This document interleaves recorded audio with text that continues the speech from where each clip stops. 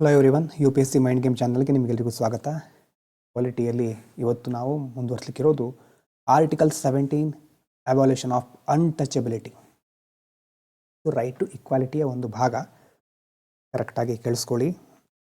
ನೋಡಿ, ಈ ಆರ್ಟಿಕಲ್ ಅಥವಾ ನೆಕ್ಸ್ಟ್ ಬರೋ ಆರ್ಟಿಕಲ್ ಇರಬಹುದು, ಅದನ್ನು ಇದು ಮುಗಿದ ಮೇಲೆ ಇದಕ್ಕೆ ಸಂಬಂಧಪಟ್ಟಾಗಿರೋ ಎಲ್ಲ ಒಂದು ವಿಷಯಗಳನ್ನು ಲಕ್ಷ್ಮೀಕಾಂತಲ್ಲಿ ಚೆನ್ನಾಗಿ ಓದ್ಕೊಳ್ಳಿ. ನಾನಿಲ್ಲಿ ಸಿಂಪಲ್ ವರ್ಡ್ಸ್ ಮತ್ತು ಕೆಲವು ಈಸಿ ಎಕ್ಸಾಂಪಲ್ ಕೊಟ್ಟಿರ್ತೇನೆ. ಎಕ್ಸಾಮ್ನಲ್ಲಿ ನೀವು ಅದಕ್ಕೆ ಸ್ಪೆಸಿಫಿಕ್ ಆಗಿರೋ ಕೀವರ್ಡ್ಗಳನ್ನು ಬರೀಬೇಕಾಗತ್ತೆ, ಅಂದರೆ ಮೇನ್ಸಿಗೆ ಸಂಬಂಧಪಟ್ಟ ಹಾಗೆ. ಆವಾಗ ನೀವು ಜಾಸ್ತಿ ಕರೆಕ್ಟಾದ ಸ್ಟ್ಯಾಂಡರ್ಡ್ ವರ್ಡ್ಗಳನ್ನು ಯೂಸ್ ಮಾಡ್ತಾ ಹೋಗಬೇಕಾಗತ್ತೆ. ಮೇನ್ಸ್ ಬಂದಾಗ ನಾನು ಮತ್ತೆ ಅದ್ರ ಬಗ್ಗೆ ಹೇಳ್ತೇನೆ. ಆದರೆ ಇವತ್ತಿಂದ ಇದಾದಮೇಲೆ ತಕ್ಷಣ ಲಕ್ಷ್ಮೀಕಾಂತ್ ಚಾಪ್ಟರ್ನ ಓದಬೇಕು. ಆರ್ಟಿಕಲ್ 17 ಬಗ್ಗೆ ಏನು ಬರೆದಿದ್ದಾರೆ, ಅಲ್ಲೊಂದು ಟೇಬಲ್ ಇದೆ. 17 ಬಗ್ಗೆ ಅಲ್ಲ, 18, 19 ಬಗ್ಗೆ ಒಂದು ಟೇಬಲ್ ಇದೆ. ಟೇಬಲ್ನಲ್ಲಿ ತುಂಬ ರೂಲ್ಸ್ಗಳು, ಅದರ ಅಡಿಯಲ್ಲಿ ಏನೇನು ಬರುತ್ತೆ ಅನ್ನೋದೆಲ್ಲ ಕೊಟ್ಟಿದ್ದಾರೆ. ಹಾಗಾಗಿ ಈ ಒಂದು ವಿಡಿಯೋ ಮುಗಿದ ಮೇಲೆ ಆರ್ಟಿಕಲ್ 17, 18, 19 ಬಗ್ಗೆ ಲಕ್ಷ್ಮೀಕಾಂತಲ್ಲಿ ಓದಿ. ಆರ್ಟಿಕಲ್ 17 ಏನು ಹೇಳ್ತಾ ಇದೆ? No one can treat some one as lower due to birth in particular caste. ಯಾವುದೋ ಒಂದು ಜಾತಿಯಲ್ಲಿ ನೀವು ಹುಟ್ಟಿದ್ದೀರ ಅನ್ನೋ ಕಾರಣಕ್ಕೆ ನಿಮ್ಮನ್ನು ಬೇರೆಯವರು ಕೀಳಾಗಿ ನಡೆಸ್ಕೋಬಾರ್ದು, ತಾರತಮ್ಯ ಮಾಡಬಾರ್ದು. ಉದಾಹರಣೆಗೆ, ನಿಮ್ಮ ಜಾತಿ ಆಧಾರದ ಮೇಲೆ ಟೆಂಪಲ್ ಎಂಟ್ರಿ, ದೇವಸ್ಥಾನದ ಪ್ರವೇಶ ನಿಷೇಧ ಮಾಡಬಾರ್ದು. ಒಂದು ಪ್ರದೇಶದಲ್ಲಿ ಆಹಾರ ಸೇವಿಸೋದು, ಈಟಿಂಗ್ ಎಟ್ ಸಮ್ ಪ್ಲೇಸ್ ಮಾಡಬಾರ್ದು. ಯಾರೂ ಇದನ್ನು ಡಿನೈ ಮಾಡೋ ಹಾಗಿಲ್ಲ. Drinking water from same source. ಮೊದಲೆಲ್ಲ ನೀವು ಮಹಾನಾಯಕ ಅದಲ್ವಾ ಅಂತ ಸೀರಿಯಲ್ಗಳಲ್ಲಿ ಅದರಲ್ಲಿ ತೋರಿಸಿದ್ದಾರೆ. ಅಂಬೇಡ್ಕರ್ ಅವರ ಜೀವನದ ಬಗ್ಗೆ ಸಹ ಹೇಳಿದ್ದಾರೆ. ಎಷ್ಟು ಕಷ್ಟ ಇರ್ತಾ ಇತ್ತು. ಆ ಒಂದು ಜಾತಿಯಲ್ಲಿ ಜನಿಸಿದ ಮಾತ್ರಕ್ಕೆ ಎಷ್ಟೊಂದು ದಬ್ಬಾಳಿಕೆಗಳನ್ನು ಎದುರಿಸಬೇಕಾಗಿತ್ತು. ಹಾಗಾಗಿ ಇಲ್ಲಿ ಮುಖ್ಯವಾಗಿ ಅನ್ಟಚಬಿಲಿಟಿಯನ್ನು ಅಪಾಲಿಷ್ ಮಾಡಲಿಕ್ಕೆ ಯಾರೂ ಯಾರನ್ನು ಲೋವರ್ ಕಾಸ್ಟ್ ಅಥವಾ ಆ ಒಂದು ಕಾಸ್ಟನ್ನು ಕಾನ್ಸೆಪ್ಟನ್ನು ಮಿಡ್ಲಲ್ಲಿ ತರಬಾರ್ದು. ಅದನ್ನು ತಂದುಕೊಂಡು ಅವರಿಗೆ ಸಮಾಜದ ಸೋಷಿಯಲ್ ಬೆನಿಫಿಟ್ಗಳನ್ನು ಕೊಡದೇ ಇರೋ ರೀತಿ, ಮಿಸ್ ಆಗದೇ ಇರೋ ರೀತಿ ನೋಡ್ಕೊಳ್ಬೇಕಾಗತ್ತೆ. ಎಜುಕೇಷನ್ ಆ್ಯಂಡ್ ಜಾಬ್ ಆಪರ್ಚುನಿಟಿ ಅಲ್ಲೂ ಸಹ ಕಾಸ್ಟ್ ಅನ್ನೋದು ಬರಬಾರ್ದು.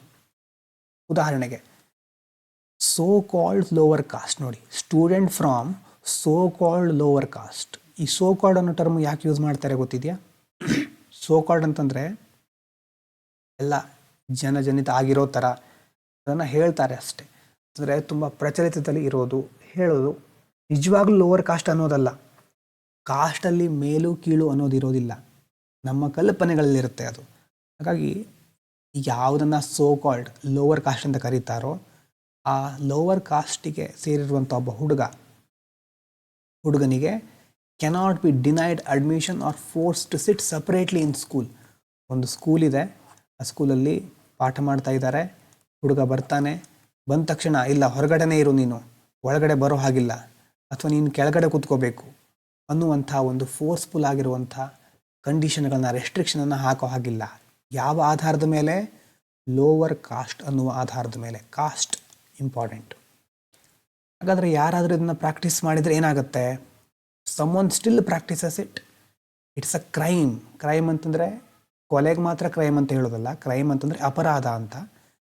So it is punishable under protection of civil rights act. ಇದಕ್ಕೆ ಸಂಬಂಧಪಟ್ಟಾಗೆ ಆ್ಯಕ್ಟ್ ಸಹ ಇದೆ, protection of civil rights act. ಅದರ ಅಂಡರಲ್ಲಿ ಅನ್ಟಚಬಿಲಿಟಿಯನ್ನು ಯಾರಾದರೂ ಪ್ರಾಕ್ಟೀಸ್ ಮಾಡಿದರೆ ಅವರಿಗೆ ಪನಿಷ್ಮೆಂಟ್ ಇದೆ. ಆದರೆ ಇಂಪಾರ್ಟೆಂಟ್ ಪಾಯಿಂಟ್ ಏನು? It deals only with caste based discrimination. ನೋಡಿ, ಕಾಸ್ಟ್ ಬೇಸ್ಡ್ ಡಿಸ್ಕ್ರಿಮಿನೇಷನ್ಗೆ ಸಂಬಂಧಪಟ್ಟಾಗಿರೋದು. Not exclusion due to personal issues or misbehaviour by an individual. ಮೇಲ್ಗಡೆ ನಾವು ಮೊದಲು ಸಹ ನೋಡಿದ್ವಿ, ಇಂಥ ಒಂದು ಫಂಡಮೆಂಟಲ್ ರೈಟ್ಗಳು ಅಪ್ಲೈ ಆಗೋದು ಸ್ಟೇಟ್ಗಳಿಗೆ ಸಂಬಂಧಪಟ್ಟ ಹಾಗೆ. ರಾಜ್ಯ ಇರ್ಬೋದು ಅಥವಾ ಸಾರ್ವಜನಿಕ ಸಂಸ್ಥೆಗಳು, ಸಾರ್ವಜನಿಕ ಸ್ಥಳಗಳು, ಅಲ್ಲೆಲ್ಲ ಅಪ್ಲೈ ಆಗುತ್ತೆ. ಆದರೆ ಇಂಡಿವಿಜುವಲಿ, ಈಗ some one doesn't talk to their neighbour. ಈಗ ಒಬ್ಬ ವ್ಯಕ್ತಿ ಇದ್ದಾನೆ, ಪಕ್ಕದ ಮನೆಯವನು ಕೆಳ ಜಾತಿ ಅಂತ ಅಂದ್ಕೊಂಡು ಮಾತಾಡೋದಿಲ್ಲ ಅವನ ಹತ್ರ, ಅದು ಪರ್ಸ್ನಲ್ ಇಶ್ಯೂ. ಪರ್ಸ್ನಲ್ ಇಶ್ಯೂಗೆಲ್ಲ ಈ ಒಂದು ಆ್ಯಕ್ಟ್ ಅಪ್ಲೈ ಆಗೋದಿಲ್ಲ, ಅಥವಾ ಈ ಒಂದು ಕಾನೂನು ಅಪ್ಲೈ ಆಗೋದಿಲ್ಲ. ಮಿಸ್ಬಿಹೇವಿಯರ್, ಒಂದು ಇಂಡಿವಿಜುವಲು ಮತ್ತು ಇಂಡಿವಿಜುವಲ್ಗಳ ನಡುವೆ ಇರುವಂಥ ಒಂದು ಮಿಸ್ಬಿಹೇವಿಯರ್ಗೆ ಇದು ಅಪ್ಲೈ ಆಗೋದಿಲ್ಲ. ಆದರೆ ಕಾನ್ಸ್ಟಿಟ್ಯೂಷನಲ್ಲಿ ಯಾಕೆ ಇನ್ಕ್ಲೂಡ್ ಮಾಡಿದ್ದಾರೆ? Because untouchability was deep social evil practice historically ಅಲ್ವಾ. ಇದೇನು ಒಂದು ದಿನದಿಂದ ಬಂದಿರೋದಿಲ್ಲ, ಎಷ್ಟೋ ಶತಮಾನಗಳಿಂದ ನಡ್ಕೊಂಡು ಬಂದಿರೋದು. ಸೋಷಿಯಲ್ ಇವಿಲ್, ಸಾಮಾಜಿಕ ಪಿಡುಗು ಅಂತ ಹೇಳ್ಬಹುದು ಇದಕ್ಕೆ. ಹಾಗಾಗಿ ಅದು ಆ ಒಂದು ಅಸ್ಪೃಶ್ಯತೆ ಅಂತ ಹೇಳ್ತೀವಿ, ಅಸ್ಪೃಶ್ಯತೆ ಅನ್ನೋದು ಅಷ್ಟು ದೊಡ್ಡ ಪಿಡುಗಾಗಿ ಎಷ್ಟೋ ವರ್ಷಗಳಿಂದ ನಡ್ಕೊಂಡು ಬಂದಿದೆ. ಅದನ್ನು ರಿಮೂವ್ ಮಾಡಬೇಕು, ಅದನ್ನು ತೆಗೆದು ಹಾಕಬೇಕು. ಹಾಗಾಗಿ ಅದಕ್ಕೋಸ್ಕರ ಕಾನ್ಸ್ಟಿಟ್ಯೂಷನ್ನಲ್ಲಿ ಇದನ್ನು ಇನ್ಕ್ಲೂಡ್ ಮಾಡಿರ್ತಾರೆ. Who must prevent it? ಮುಖ್ಯವಾಗಿ private person also cannot discriminate. State must ensure this right is protected. Private ಪರ್ಸನ್ಗಳು ಸಹ ಪ್ರೈವೇಟ್ ಸ್ಕೂಲ್ಗಳಲ್ಲಿ ಇರ್ಬೋದು, ಬೇರೆ ಬೇರೆ ಕಡೆ ಇರ್ಬೋದು, ಸಾರ್ವಜನಿಕ ವಿಷಯಗಳಾಗಿದ್ದರೆ ಅದಕ್ಕೆ ಸಂಬಂಧಪಟ್ಟ ಹಾಗೆ ಡಿಸ್ಕ್ರಿಮಿನೇಟ್ ಮಾಡೋ ಹಾಗಿಲ್ಲ. ಮತ್ತು state must ensure this right is protected. ಈ ರೈಟ್ ಪ್ರೊಟೆಕ್ಟ್ ಆಗ್ತಾ ಇದೆ ಅಂತ ಸರ್ಕಾರ ಖಚಿತಪಡಿಸ್ಕೊಳ್ಬೇಕು. ಪೀಪಲ್ ಯೂನಿಯನ್ಸ್ ಡೆಮೊಕ್ರೆಟಿಕ್ ರಿಪಬ್ಲಿಕ್ ಅಂದರೆ ಅದರ ಬಗ್ಗೆ PUDR ಅಂತ ಶಾರ್ಟಾಗಿ ಕರೀತೇವೆ. PUDR ಯೂನಿಯನ್ ಆಫ್ ಇಂಡಿಯಾ ಈ ಕೇಸ್ನಲ್ಲಿ ಮುಖ್ಯವಾಗಿ ಇದು ಡಿಸೈಡ್ ಆಗುತ್ತೆ. State must ensure this right is protected. ಹಾಗಾಗಿ ಒಂದು ರೈಟ್ ಅರ್ಥ ಆಗಿರಬಹುದು. ಅಸ್ಪೃಶ್ಯತೆಯನ್ನು ಸಂಪೂರ್ಣವಾಗಿ ನಿಷೇಧ ಮಾಡಿದ್ದಾರೆ. No one can treat someone as lower due to birth in a particular cost. ಈಸಿಯಾಗಿರೋ right. ಲಕ್ಷ್ಮೀಕಾಂತಲ್ಲಿ ಓದಿ ಚೆನ್ನಾಗಿ ಇದನ್ನು ಮುಗಿದ ಮೇಲೆ. Next abolition of title, article 18. ಇಷ್ಟು ದಿನಗಳ ಕಾಲ ಅಂತಂದರೆ ನಮಗೆ ಸ್ವಾತಂತ್ರ್ಯ ಸಿಕ್ಕುವಂಥ ಸಂದರ್ಭದಲ್ಲಿ ಅಲ್ಲಿ ತನಕ ಬ್ರಿಟಿಷ್ ಸುಪೀರಿಯಾರಿಟಿ ಇರ್ತಾಯಿತ್ತು ಅಲ್ವಾ. ಅವರು ತಮ್ಮನ್ನು ಬೇರೆ ಬೇರೆ ಟೈಟಲ್, ಲಾರ್ಡು ಅದು ಇದು ಕೇಳಿರ್ಬೋದು, ಟೈಟಲ್ಗಳನ್ನು ಇಟ್ಕೊಂಡು ತಾವೇ ಸುಪೀರಿಯರ್ ಅಂತ ಹೇಳ್ತಾ ಇದ್ರು. ಹಾಗಾಗಿ ಈ ಒಂದು ಅಬಾಲಿಷನ್ ಆಫ್ ಟೈಟಲ್ ಏನು ಹೇಳುತ್ತೆ, ಯಾವುದನ್ನು ಉದ್ದೇಶವಾಗಿ ಇಟ್ಕೊಂಡಿದೆ? End of British culture of superiority. ಆ ಸುಪೀರಿಯಾರಿಟಿ ಒಂದು ಕಾನ್ಸೆಪ್ಟ್ ಇದೆಯಲ್ವಾ, ಅದನ್ನು ಎಂಡ್ ಮಾಡೋದು. ಪರ್ಪಸ್ ಏನು, ಯಾಕೆ ಎಂಡ್ ಮಾಡೋದು? ಪ್ರತಿಯೊಬ್ಬರು ಈಕ್ವಲ್ಲೇ, every one is equal. So no special social rank above others. ಸಮಾಜದಲ್ಲಿ ಎಲ್ರಿಗೂ ಸಮಾನತೆ ಇದೆ. ಹಾಗಾಗಿ ಯಾವುದೋ ಒಂದು ವ್ಯಕ್ತಿ ಆ ಒಂದು ತನ್ನದೇ ಒಂದು ಕಲ್ಪನೆಯಿಂದ ನಾನು ಹೀಗೆ, ನಾನು ಹಾಗೆ ಅಂತ ಬೇರೆಯವ್ರಿಗಿಂತ ನಾನು ಮೇಲು ಅನ್ನುವಂಥ ಸುಪೀರಿಯಾರಿಟಿಯಲ್ಲಿ ಮೆರಿಬಾರ್ದು. ಎಲ್ಲರೂ ಈಕ್ವಲ್ ಅನ್ನುವಂಥ ತತ್ವಕ್ಕೆ ಗೌರವ ಕೊಡಬೇಕು. ಯಾವ್ಯಾವ ಟೈಟಲ್ ಬ್ಯಾನ್ ಮಾಡಿದ್ದು ಸುಮಾರು ಆವಾಗ? Government cannot give titles like Rai Bahadur, Diwan, sir ಅಂಥ ಟೈಟಲ್ಗಳನ್ನು ಮತ್ತೆ ಕೊಡಲಿಕ್ಕೆ ಆಗೋದಿಲ್ಲ, ಕೊಡಬಾರ್ದು. Citizens cannot accept similar titles from foreign governments. ಇವರು ಸಿಟಿಸನ್ಗಳು ಸಹ ಫಾರಿನ್ ಗೌರ್ಮೆಂಟ್ಗಳಿಂದ ಇಂಥ ಟೈಟಲ್ಗಳನ್ನು ಅಕ್ಸೆಪ್ಟ್ ಮಾಡ್ಕೋಬಾರ್ದು. ಅದಕ್ಕೆ ಬೇರೆ ಬೇರೆದು ನೀವು ಕೇಳಿರಬಹುದು, ರಾಷ್ಟ್ರಪತಿಯವರು ಅಥವಾ ಬೇರೆ ಬೇರೆ ಪ್ರಶಸ್ತಿಗಳು ಬಂದಾಗ ಬಗ್ಗೆ ಮತ್ತೆ ನೋಡೋಣ. ಆದರೆ ಇಲ್ಲಿ ಟೈಟಲ್ಗಳು ಬ್ಯಾನ್ ಮಾಡಿರೋದು ರಾಯ್ ಬಹದ್ದೂರ್, ದಿವಾನ್, ಸರ್. ಇನ್ನು ಫಾರಿನ್ ಗೌರ್ಮೆಂಟ್ ಟೈಟಲನ್ನು ಅಕ್ಸೆಪ್ಟ್ ಮಾಡ್ಕೊಳ್ದೇ ಇರೋದು. What is allowed? ಹಾಗಾದರೆ ಅಲೋ ಮಾಡಿರೋದೇನು? Military titles. ಮಿಲಿಟರಿಯಲ್ಲಿ ಅವರ ರ್ಯಾಂಕಿಂಗ್ ಆಧಾರದ ಮೇಲೆ ಮೇಜರ್, ಕರ್ನಲ್ ಅಂತ ಕೇಳಿರ್ತೀರಿ, ಅಡ್ಮಿರಲ್ದು, ಏರ್ ಚೀಫ್ ಮಾರ್ಷಲ್ಲು, ಆ ಥರ ಅವರ ಒಂದು ರ್ಯಾಂಕಿಂಗ್ ಆಧಾರದ ಮೇಲೆ ಮಿಲಿಟರಿ ಟೈಟಲ್ಗಳನ್ನು ಅಲೋ ಮಾಡಿದ್ದಾರೆ. ಇನ್ನು ಅಕಾಡೆಮಿಕ್ ಡಿಸ್ಟಿಂಕ್ಷನ್, ಡಾಕ್ಟರ್, ಪ್ರೊಫೆಸರ್, ಇದೆಲ್ಲ ನಿಮ್ಮ ಒಂದು ಅರ್ಹತೆಯ ಆಧಾರದ ಮೇಲೆ ನೀವು ಗಳಿಸ್ಕೊಂಡಿರೋ ಟೈಟಲ್ಲು, ಅದಕ್ಕೆ ಅವಕಾಶ ಇದೆ. ಇನ್ನು ನ್ಯಾಷನಲ್ ಅವಾರ್ಡ್ಸ್ಗಳಂತ ಬರುತ್ತಲ್ವ, Bharat Ratna, Padma awards are allowed. ಆದರೆ ನೋಡಿ, they are not hereditary and not titles.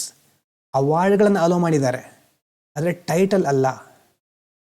They are not hereditary. ಅಂದರೆ ತಂದೆಗೆ ಭಾರತ ರತ್ನ ಬಂದಿದೆ, ಮಗ ಸಹ ಭಾರತ ರತ್ನ ಅಂತ ಹಾಕೊಳ್ಳಿಕ್ಕಾಗಲ್ಲ. ಭಾರತ ರತ್ನರ ಪುತ್ರ ಅಂತ ಹಾಕೊಳ್ಳಿಕ್ಕೆ ಆ ಥರ ಸಹ ಅವಕಾಶ ಇಲ್ಲ. ಅವರು ಸಮಾಜದಲ್ಲಿ ಶೋ ಆಫ್ ಮಾಡ್ಬೋದು ಅಂತಂದರೆ ಅವ್ರು ಮಾಡ್ತಾ ಇರ್ಬೋದು, ಆದರೆ ಅದಕ್ಕೆ ಅವಕಾಶ ಇಲ್ಲ. But cannot be used before someone's name. Prefix suffix ಆಗಿ ಯೂಸ್ ಮಾಡೋ ಹಾಗಿಲ್ಲ. ಪ್ರಿಫಿಕ್ಸು ಸಫಿಕ್ಸ್ ಆಗಿ ನ್ಯಾಷನಲ್ ಅವಾರ್ಡ್ಗಳನ್ನು ಯೂಸ್ ಮಾಡೋ ಹಾಗಿಲ್ಲ. ಮತ್ತು ಇದಕ್ಕೆ ರೆಸ್ಟ್ರಿಕ್ಷನ್ಸ್ ಹಾಕಿದ್ದಾರೆ. ಪದ್ಮ ಅವಾರ್ಡ್ಸ್ಗಳನ್ನು ವರ್ಷಕ್ಕೆ less than or equal to 120, 120 ಜಾಸ್ತಿ ಅಲ್ಲಿ ತನಕ ಮಾತ್ರ ಕೊಡಬಹುದು. ಭಾರತ ರತ್ನ 3 ವ್ಯಕ್ತಿಗಳಿಗೆ ಮಾತ್ರ, ಜಾಸ್ತಿ ಅಂತಂದರೆ ವರ್ಷಕ್ಕೆ ಕೊಡ್ಲಿಕ್ಕೆ ಆಗೋದು. ಯಾಕೆ ಇದು ಇಂಪಾರ್ಟೆಂಟ್ ಅಂತಂದರೆ, ಈ ಆರ್ಟಿಕಲ್ ಇರೋದು ಡೆಮೋಕ್ರಸಿ ನಿಂತಿರೋದು ಈಕ್ವಾಲಿಟಿ ಮೇಲೆ. ಎಲ್ಲರೂ ಈಕ್ವಲ್ ಅಂತ ಇದ್ದರೆ ಮಾತ್ರ, ಈಕ್ವಾಲಿಟಿ ಇದ್ದರೆ ಮಾತ್ರ ಎಲ್ರಿಗೂ ಎಲ್ಲರನ್ನ ಸಮಾನವಾಗಿ ಪರಿಗಣಿಸಬಹುದು.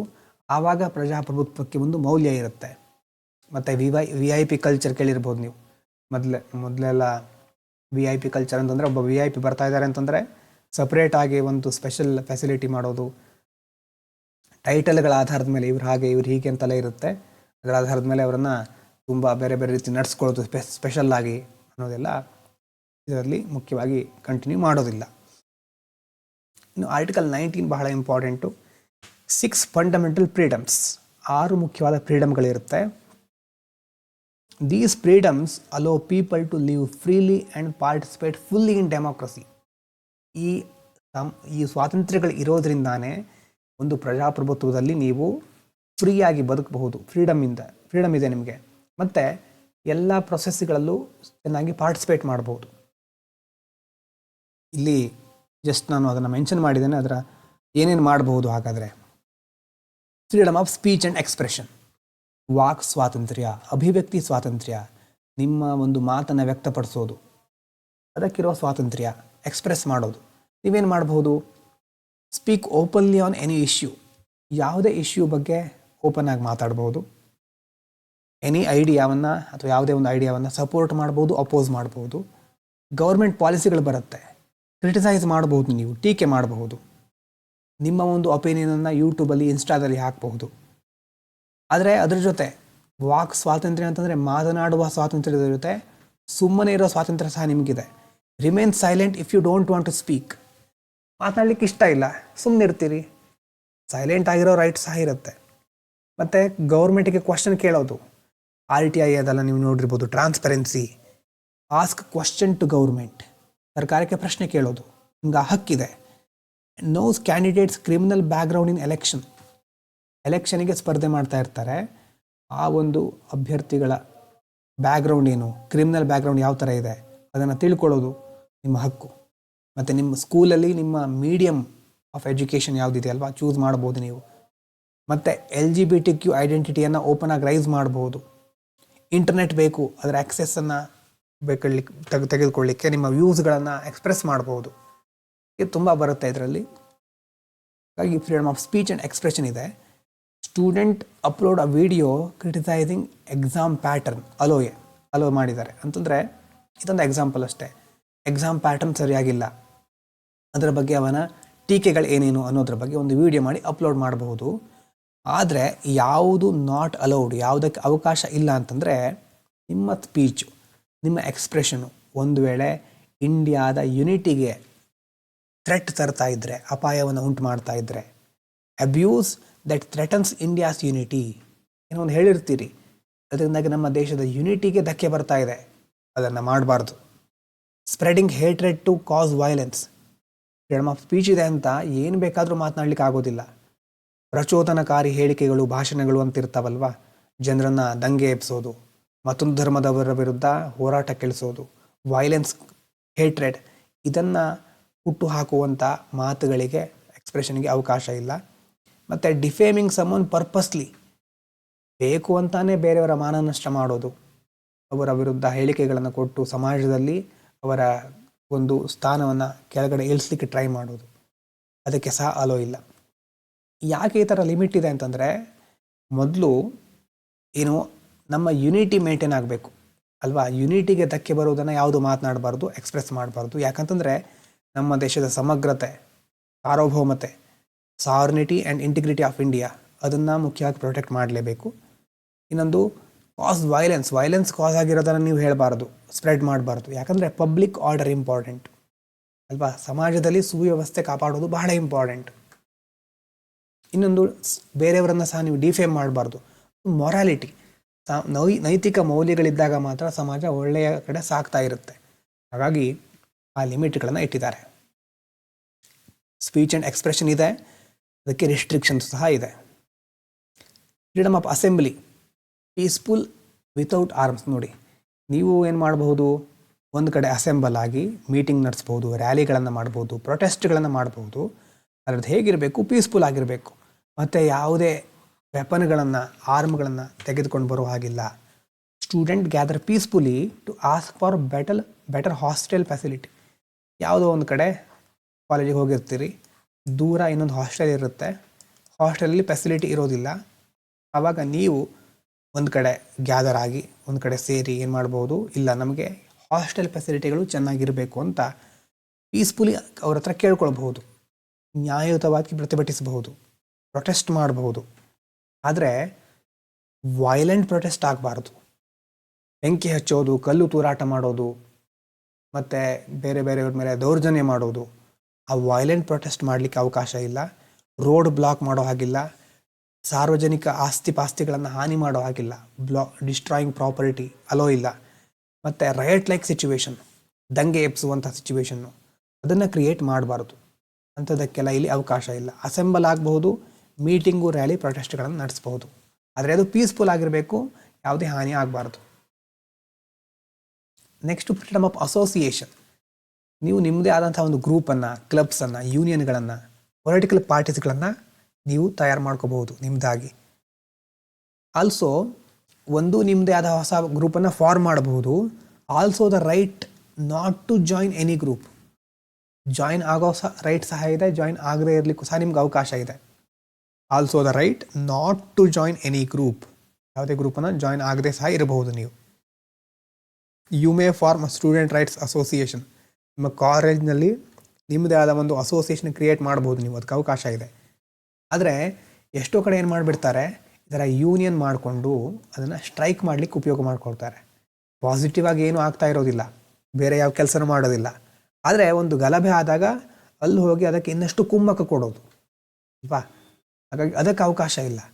No fundamental right to strike ಮಾಡಲಿಕ್ಕೆ ಫಂಡಮೆಂಟಲ್ ರೈಟ್ ಅವಕಾಶ ಕೊಡೋದಿಲ್ಲ.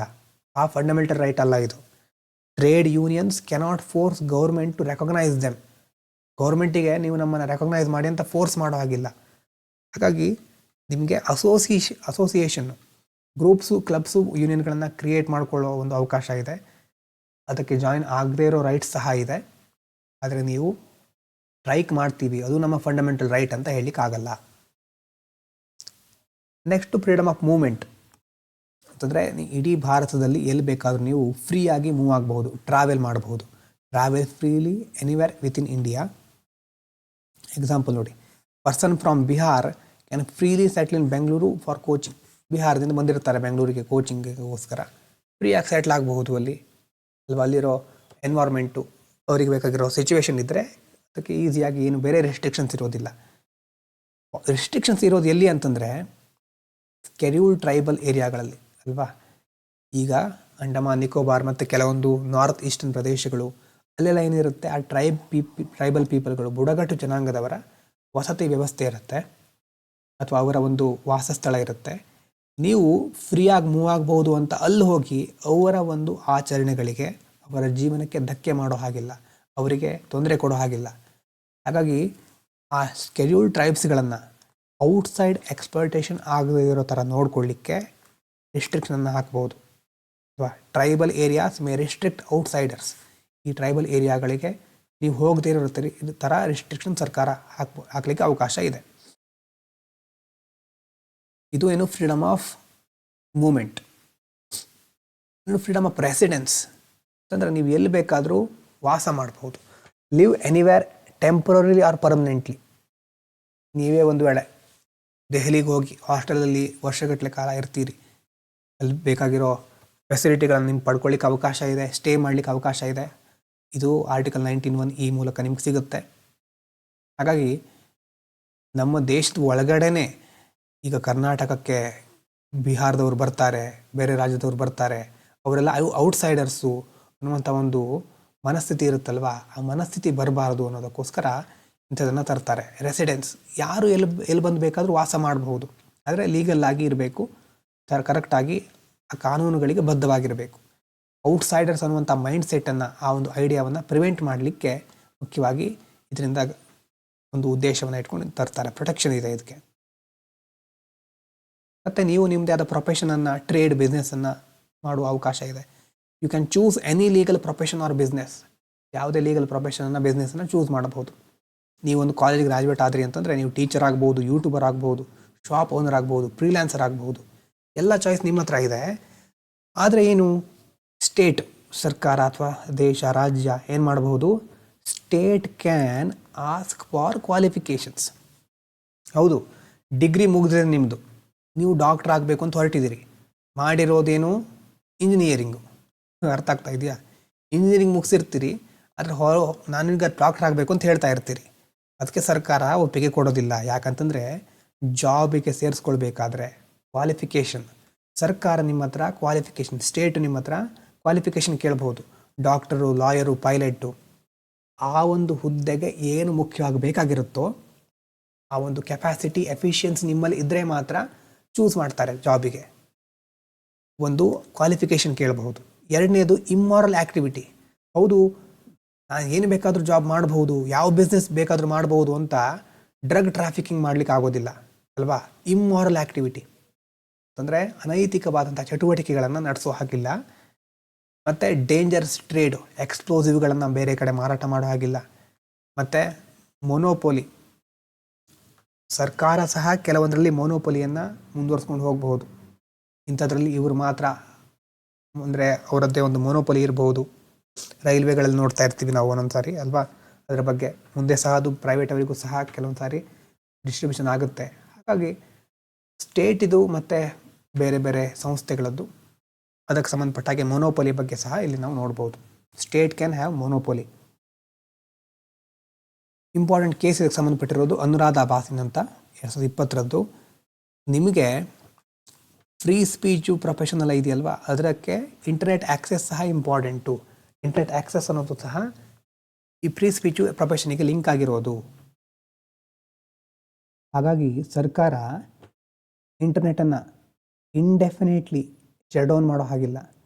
ಸರ್ಕಾರಕ್ಕೆ ಮನಸ್ಸಿಗೆ ಬಂದಾಗ ಏನೇನೋ ಮನಸ್ಸಿಗೆ ಬಂದು ಅಂತ ಇಂಟರ್ನೆಟ್ ಶಟ್ ಡೌನ್ ಮಾಡೋ ಹಾಗಿಲ್ಲ. ಯಾಕಂದರೆ ಇಂಟರ್ನೆಟ್ ಅನ್ನೋದು ನಮ್ಮ ಫ್ರೀ ಸ್ಪೀಚು ಪ್ರೊಫೆಷನ್ ಅಂಡರಲ್ಲಿ ಬರುತ್ತೆ ಇಂಟರ್ನೆಟ್ ಆ್ಯಕ್ಸೆಸ್. ಹಾಗಾಗಿ ಆರ್ಟಿಕಲ್ 19ನಲ್ಲಿ ಸ್ಪೀಚು ಎಕ್ಸ್ಪ್ರೆಷನ್ನು ಮೊದಲನೇದು, next assembly, next association, next movement, next residence, next profession. ಇದನ್ನು ಸಾಮರ್ಪ್ ಅಂತ ನೀವು ಯಾವ ಥರ ಬೇಕಾದ್ರೆ ನೆನ್ಪಿಟ್ಕೊಳ್ಳಿ. ಸಾಮರ್ಪ್ ಅಂತ ಹೇಳ್ಬೋದು, ಸಾಮ್ರಾಪ್ ಅಂತ ಹೇಳ್ಬೋದು. SAAMRP, SAMRP ನಿಮಗೆ ಬಿಟ್ಟಿರೋದು ನೀವು ಹೇಗೆ ನೆನ್ಪಿಟ್ಕೊಳ್ತೀರಿ ಅಂತ. ನೀವು ಬರ್ಕೊಳ್ಬೇಕಾಗಿರೋದು ಇಲ್ಲಿದೆ, ಆರ್ಟಿಕಲ್ 17 ಇಲ್ಲಿಂದ ನಿಮ್ಮ ನೋಟ್ಸಲ್ಲಿರಬೇಕು. ನೋಟ್ಸಲ್ಲಿ ಇರಲಿ. ಅನ್ಟಚಬಿಲಿಟಿ ಅಬಾಲಿಷ್ ಆಗಿದೆ ಅಲ್ವಾ. In any practice in any form is forbidden. ಯಾವುದೇ ರೀತಿಲೂ ಯಾವುದೇ ಫಾರ್ಮಲ್ಲೂ ಎನಿ ಪ್ರಾಕ್ಟೀಸ್ ಅದನ್ನು ನಿಷೇಧ ಮಾಡಿದ್ದಾರೆ. ಕೀ ಪಾಯಿಂಟ್ಸ್ ಏನು, ಅನ್ಟಚಬಲ್ ಅಂತ ಕಾಸ್ಟ್ ಆಧಾರದ ಮೇಲೆ ಟ್ರೀಟ್ ಮಾಡೋ ಹಾಗಿಲ್ಲ. ಟೆಂಪಲು, ಸ್ಕೂಲು, ವಾಟರ್ ಸೋರ್ಸಸ್ಸು ಇದೆಲ್ಲ ಪ್ರೊಹಿಬಿಟ್ ಇದೆ. ಅಂದರೆ ಅಲ್ಲೆಲ್ಲ ಆ್ಯಕ್ಸೆಸ್ ಡಿನೈ ಮಾಡಲಿಕ್ಕೆ ಅವಕಾಶ ಇಲ್ಲ. ಕ್ರೈಮ್ ಅದು punishable under this act, protection of civil rights act. Private persons ಹಾರಿಜಾಂಟಲಾಗಿ ಅಪ್ಲೈ ಆಗುತ್ತೆ. State must ensure this right is not violated ಅಲ್ವಾ. ಪ್ರೈವೇಟ್ ಪರ್ಸನ್ಗಳಿಗೂ ಸಹ ಅಪ್ಲೈ ಆಗುತ್ತೆ. ಮತ್ತು ಸ್ಟೇಟು ಈ ರೈಟ್ ವೈಲೇಟ್ ಆಗದಿರೋ ಥರ ನೋಡ್ಕೊಳ್ಬೇಕಾಗುತ್ತೆ. ಆದರೆ ನಿಮ್ಮ ಪರ್ಸ್ನಲ್ ಡಿಸ್ಲೈಕ್, ಇಂಡಿವಿಜುವಲ್ ಡಿಸ್ಪ್ಯೂಟು ಅದೆಲ್ಲ ಇದರಲ್ಲಿ ಇನ್ಕ್ಲೂಡ್ ಆಗಿರೋದಿಲ್ಲ. Only caste based discrimination allow ಆಗಿರುತ್ತೆ, ಅದನ್ನು ಕವರ್ ಮಾಡಿರ್ತಾರೆ ಇದರಲ್ಲಿ. UDR, union of India case ಮುಖ್ಯವಾಗಿ ಪ್ರೈವೇಟ್ ಇಂಡಿವಿಜುವಲ್ಗಳು ಅಲ್ಲೂ ಸಹ ಅಪ್ಲೈ ಆಗುತ್ತೆ ಅಂತ ಹೇಳ್ತಾ ಇರ್ತಾರೆ ಇಲ್ಲಿ. To end deep historical social evil, ಸಾಮಾಜಿಕ ಪಿಡುಗನ್ನು ಮುಖ್ಯವಾಗಿ ನಿವಾರಿಸೋದು, ಎಂಡ್ ಮಾಡೋದು. ಆರ್ಟಿಕಲ್ 18ನಲ್ಲಿ abolition of title, end of ಬ್ರಿಟಿಷರ ಹೈರಾರ್ಕಿ, ಟೈಟಲ್ಗಳು ಅಲ್ವಾ, ಮಿಲಿಟರಿ ಅಕಾಡೆಮಿಕ್, ಅದಾದಮೇಲೆ ಸುಪೀರಿಯರ್ ಸೋಷಿಯಲ್ ಸ್ಟೇಟಸ್ಸು, ಇಕ್ವಾಲಿಟಿ. ನೋಡಿ, ಭಾರತ ರತ್ನ, ಪದ್ಮ ಅವಾರ್ಡ್ಸು ಕಾನ್ಸ್ಟಿಟ್ಯೂಷನಲ್ಲು ಅದು ನಾಟ್ ಹೆರಿಡೇಟ್ರಿ ಅಲ್ಲ, ಅದು must not be used as prefix, suffix before names. Numbers normally ಎಷ್ಟಿದೆ 120, ಮ್ಯಾಕ್ಸಿಮಮ್ 3. ಮತ್ತು ಈ ಒಂದು ನೋಡಿ, Balaji Raghavan union of India ಕೇಸ್ನಲ್ಲಿ awards valid but should not create nobility. ಅಂದರೆ ವ್ಯಾಲಿಡ್ ಆಗಿರುತ್ತೆ ಅವಾರ್ಡು. ಈ case important. Balaji Raghavan union of India ಕೇಸ್ನಲ್ಲಿ ಏನು ಹೇಳಿದ್ದಾರೆ, ಹೌದು ನೀವು ಅವಾರ್ಡ್ ಯೂಸ್ ಮಾಡ್ಬೋದು, ನಿಮ್ಗೆ ಕೊಟ್ಟಿರೋದು ಅಷ್ಟೇ, ಅದು ವ್ಯಾಲಿಡ್ ಹೌದು. ಆದರೆ ನೀವು ಅದನ್ನು ಸಪ್ರೇಟಾಗಿ ನಾನೇ ದೊಡ್ಡ ಶ್ರೇಷ್ಠ ವ್ಯಕ್ತಿ ಸಮಾಜದಲ್ಲಿ, ಭಾರತ ರತ್ನ ನಾನು ಎಲ್ರಿಗಿಂತ ಶ್ರೇಷ್ಠ ಅಂತ ಹೇಳ್ಕೊಂಡು ತಿರುಗೋ ಆಗಿಲ್ಲ. ನೀವು ಕೊಟ್ಟಿರೋ ಒಂದು ಗೌರವ ಅಷ್ಟೇ ಅದು. ಆರ್ಟಿಕಲ್ 19ನಲ್ಲಿ ಪ್ರೊಟೆಕ್ಷನ್ 6 ಫಂಡಮೆಂಟಲ್ ಫ್ರೀಡಮ್, ಸಿಟಿಸನ್ಸಿಗೆ ಮಾತ್ರ ಇರೋದು ಇಂಪಾರ್ಟೆಂಟ್. ಇಲ್ಲಿ ಇದನ್ನು ಬರ್ಕೊಳ್ಳಬೇಕು. ಮೊದಲು ಸಹ ಹೇಳಿದೆ, ಸಿಟಿಸನ್ಸಿಗೆ ಯಾವ್ಯಾವ ರೈಟ್ ಇರುತ್ತೆ, ಏಲಿಯನ್ಸ್ಗಳಿಗೆ ಯಾವ್ಯಾವ ರೈಟ್ ಇರುತ್ತೆ, ಅಲ್ಲೂ ಮೆನ್ಷನ್ ಮಾಡಿದ್ವಿ. ಹಾಗಾಗಿ ಸಿಟಿಸನ್ಸಿಗೆ ಮಾತ್ರ ಇರೋದು ಇಂಪಾರ್ಟೆಂಟ್, ಬರ್ಕೋಬೇಕು. ಸ್ಪೀಚ್ ಆ್ಯಂಡ್ ಎಕ್ಸ್ಪ್ರೆಷನ್ ಯಾವುದು, assembly, association, movement, residence, profession. Speech and ಎಕ್ಸ್ಪ್ರೆಷನ್ನಲ್ಲಿ ಏನು ಮಾಡ್ಬೋದು, ರಿಸ್ಟ್ರಿಕ್ಷನ್ಸ್ ಏನಿದೆ, ಮತ್ತು freedom of assembly, association, movement, ಅದಾದಮೇಲೆ ರೆಸಿಡೆನ್ಸ್, ಫ್ರೀಡಮ್ ಆಫ್ ಪ್ರೊಫೆಷನ್ನು, ಲಾಸ್ಟಲ್ಲಿ SAMRP ಶಾರ್ಟಾಗಿ ಬರ್ಕೊಳ್ಬೇಕಿದ್ರೆ. ಫೈನಲ್ ಸಮ್ಮರಿಯಲ್ಲಿ ನಾವು 17 ಇರೋದು ಡಿಸ್ಕ್ರಿಮಿನೇಷನ್ನ ಎಂಡ್ ಮಾಡಲಿಕ್ಕೆ, ಕಾಸ್ಟ್ ಡಿಸ್ಕ್ರಿಮಿನೇಷನ್ ಎಂಡ್ ಮಾಡಲಿಕ್ಕೆ. ಯಾಕಂದರೆ social equality important. No noble titles 18 ಹೇಳುತ್ತೆ. ಯಾಕಂದರೆ ಈಕ್ವಾಲಿಟಿ ಆಫ್ ಸ್ಟೇಟಸ್, ಎಲ್ರಿಗೂ ಈಕ್ವಾಲಿಟಿ ಆಫ್ ಸ್ಟೇಟಸ್ ಇರಬೇಕು. ಮತ್ತು 6 ಡೆಮೋಕ್ರೆಟಿಕ್ ಫ್ರೀಡಮ್ಸ್ ಕೊಟ್ಟಿದ್ದಾರೆ. ಯಾಕಂದರೆ ಸಿಟಿಸನ್ಶಿಪ್ ಲಿಬರಲ್, ಎಲ್ರಿಗೂ ಅವಕಾಶ ಇರಬೇಕು. ಪ್ರಜಾಪ್ರಭುತ್ವ ವ್ಯವಸ್ಥೆಯಲ್ಲಿ ನಾಗರಿಕ ಎಲ್ರಿಗೂ ಈ ಒಂದು ಅವಕಾಶಗಳು ಇರಲೇಬೇಕು. ಫ್ರೀಡಮ್ ಇದ್ದಾಗ ಪ್ರಜಾಪ್ರಭುತ್ವ ಚೆನ್ನಾಗಿ ನಡೆಯುತ್ತೆ. ಲಾಸ್ಟಲ್ಲಿರೋ ಪಾಯಿಂಟ್ಸ್ಗಳನ್ನು PDF ಟೆಲಿಗ್ರಾಮ್ನಲ್ಲಿ ಅಪ್ಲೋಡ್ ಮಾಡಿರ್ತಾರೆ. ಇಲ್ಲಿ ನೋಡಿಕೊಂಡು ಕರೆಕ್ಟಾಗಿ ಇಷ್ಟನ್ನು ಬರ್ಕೊಳ್ಳಿ. ಇಲ್ಲಿರುವಂಥದ್ದು ಇಲ್ಲಿಂದ ಶಾರ್ಟ್ ನೋಟ್ಸ್ ಅಂತ ನಾನು ಇಲ್ಲಿ ಕೊಟ್ಟಿದ್ದೀನಲ್ವಾ, ರೈಟ್ ಇನ್ ಯುವರ್ ನೋಟ್ಸ್, ಇಲ್ಲಿಂದ ಬರ್ಕೊಳ್ತಾ ಹೋಗಬೇಕು. ಇದಾದ್ಮೇಲೆ ನಾನು ಹೇಳಿದ ಹಾಗೆ ನೀವು ಬರ್ಕೊಂಡಾದ್ಮೇಲೆ ಲಕ್ಷ್ಮೀಕಾಂತ್ ಓದಿ. ಲಕ್ಷ್ಮೀಕಾಂತಲ್ಲಿ ಆರ್ಟಿಕಲ್ 19 ಬಗ್ಗೆ ಟೇಬಲ್ ಇದೆ. 19ನಲ್ಲಿ ಯಾವ ಆರ್ಟಿಕಲ್ಲು, ಅದಕ್ಕೆ ಇರೋ ರಿಸ್ಟ್ರಿಕ್ಷನ್ಗಳೇನೇನು ಅಂತ ಅದನ್ನು ಚೆನ್ನಾಗಿ ಓದ್ಕೊಳ್ಳಿ. ಓದ್ತಾ ಇರಿ ಪದೇ ಪದೇ ಲಕ್ಷ್ಮೀಕಾಂತನ. ಪ್ರತಿ ಚಾಪ್ಟ್ರು ಅಥವಾ ವಿಡಿಯೋ ಮುಗಿದಾಗಲೂ ಲಕ್ಷ್ಮೀಕಾಂತನ ನೋಡಲೇಬೇಕು. ಓಕೆನಾ? Thank you so much. ಮುಂದಿನ ವಿಡಿಯೋದಲ್ಲಿ ಭೇಟಿಯಾಗೋಣ. ಲೈಕ್ ಮಾಡಿ.